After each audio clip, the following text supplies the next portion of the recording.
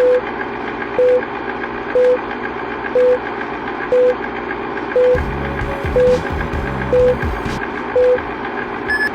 I'm your host, Serena, and I'm going to say a little story. You know, I've loved scary movies ever since I was growing up, a little girl. When it comes to Halloween and, scary stories, I love to hear it. I'm also a writer, and every time I dive into writing, most of my stories turn dark. If you ask people too, I'm a very spiritual person, so it's crazy that the art will turn a little, But, that's art. You can make it whatever you want art to be, always. You can always change the story, rewrite it, scratch it off. That's the cool thing about writing. This is Thy Spooky Queen Stories with Serena. It's a warm day. A young girl is driving her truck down the 210 highway as fast as she can. She's playing Rob Zombie music. Traffic stops. She then pushes hard on the brakes. She takes a look at her phone and checks the time, then puts it down on her shoulder holders. Fuck. 9:35. How am I supposed to be in Encino by 10? She grabs her phone and clicks alternative routes. Take exit Serra Madre to save 15 minutes. Hell yeah! Wide shot. In this perspective, we see Sabrina trying to get off the freeway safely. It's a game of chess to a lot of cars. Beep beep. As the truck is driving at its best potential, Sabrina starts to panic and breaks sweat. Turn right on Serra Madre for 3 miles. The music is playing loudly. A ring is heard. It's Mom. She answers it. Hey, Mom, I'm almost there. Interview isn't until 10:15. Well, that's what David told me. She sees a cop on the side of her. Mom, I gotta... Bing. GPS. Turn left on Collins Street. She turns left. The cop is somewhat behind her and puts on the lights. The cop sped up to the left side on the other lane and honks at her. He puts a thumbs up. Nice ride. Call me. He throws a card at her and lands on her dashboard. Sabrina smiles and is somewhat confused. She then starts to laugh in disgust. Oh, the cop is something else. Man, I've seen it all this morning. The GPS. Turn right on Dexter. In 5 minutes, you'll be in your destination. Sabrina. God, I promise to do good with this job. Money, just get me there without any bullshit. Please, please, please, God. I've had enough random happen today. Turn left and go up the dirt road for 10 minutes. This doesn't look like Encino to me. I mean, we're talking in the middle of the valley. She pulls us to the side and she turns off the car. 10-8, not bad. But why is this shook? The phone keeps rerouting and is broken and is most likely messing up.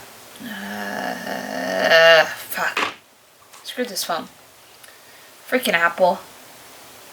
Can y'all make a phone that never gets hot?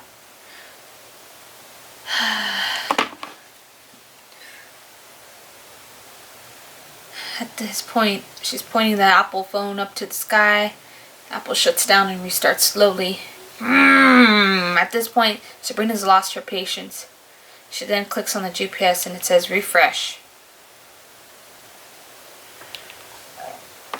I'll just take this road and see where it leads me. Aerial shot. Encino, California. The office of the production company. Guys are seen speaking to each other. Unknown. Did you send her the address? David.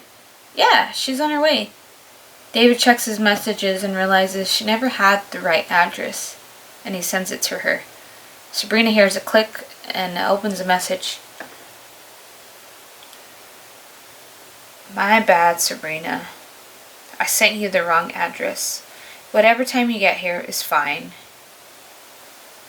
15760. What the heck? She clicks it to go. It says 40 minutes. Can someone fucking give me a break, please? She attempts to start her car to finally get to the right place. Hesitation occurs. The car's battery's dead, it seems. Sabrina gets off her truck to check out the hood. She lifts up the hood. Very weird. All these power circuits. I'll wait 5 minutes. Meanwhile, she sees some bushes move to the right side of her car. Wind? Nothing. The air is still, as if she's in a dreamland place. She grabs some paperwork. A degree is seen. Letters smiling at them. So much damn paperwork. Was it worth it? The person is walking towards the front of her car and looks like she's dressed in neutral colors. The woman has a beaded necklace and headband. She knocks at Sabrina's door. Gypsy. Everything fine? You know, you should not be on the road, dear. Sabrina. Yeah, I'm trying to get an interview. Do you have a cell phone or anything? Gypsy. All I have is crystals. I don't play with modern tech. Just to let you know, you got 5. Cell phone rings. Actually, I took a wrong turn. I don't know where I'm at, Mom. Can you send help? I'm gonna call AAA, okay? Mom. Please. It's Dexter. I'm on a dirt road, though. Some random homeless lady's talking to me. She looks around, and the phone cuts off.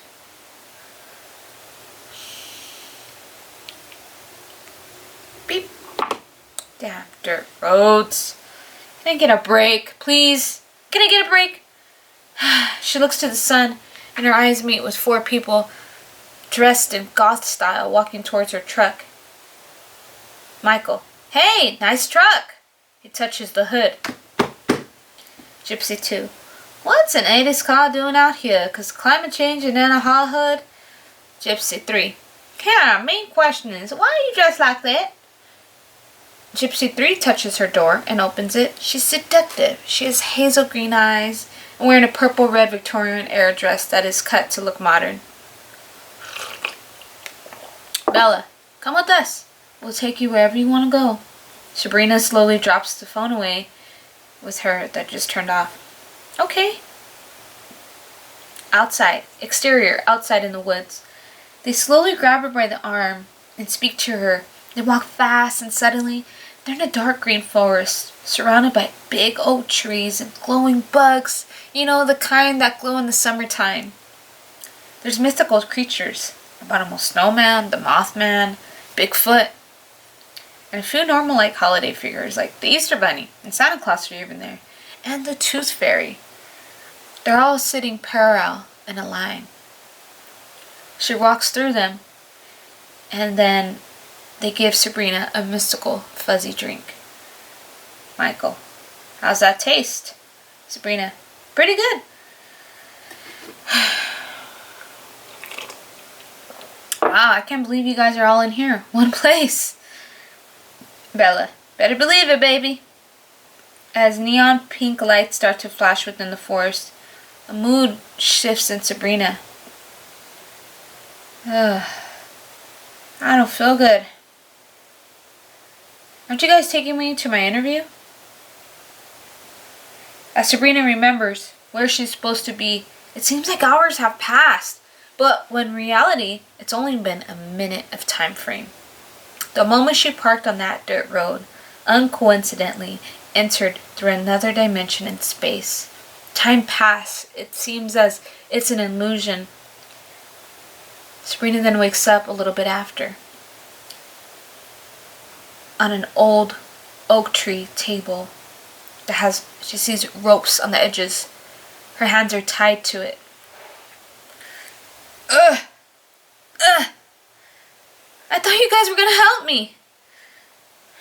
Gypsy 2. We are helping you, sweetie. She kisses her hands and cheeks and stares at her for a quick moment. Gypsy 3, you're a virgin, right? Serena just stares at her in shock, and she's moving, trying to get off the table with her legs. Meanwhile, the snowman and Santa Claus stare at her around the table. She's tied down with the rope pretty tight. Sabrina stares at them. One of the characters brings a metal table by them. It has some weird tools on it, like the Easter Bunny. He grabs the tool. It has like these little pluckers and a little microchip on it.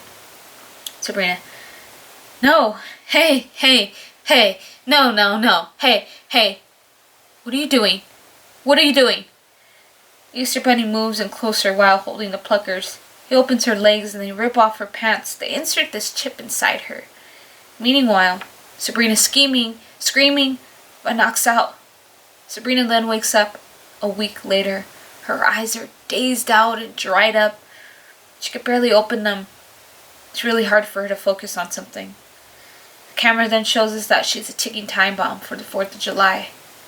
She's dressed up. She has like a big clock costume on. As she wakes up, the creatures are clapping with joy.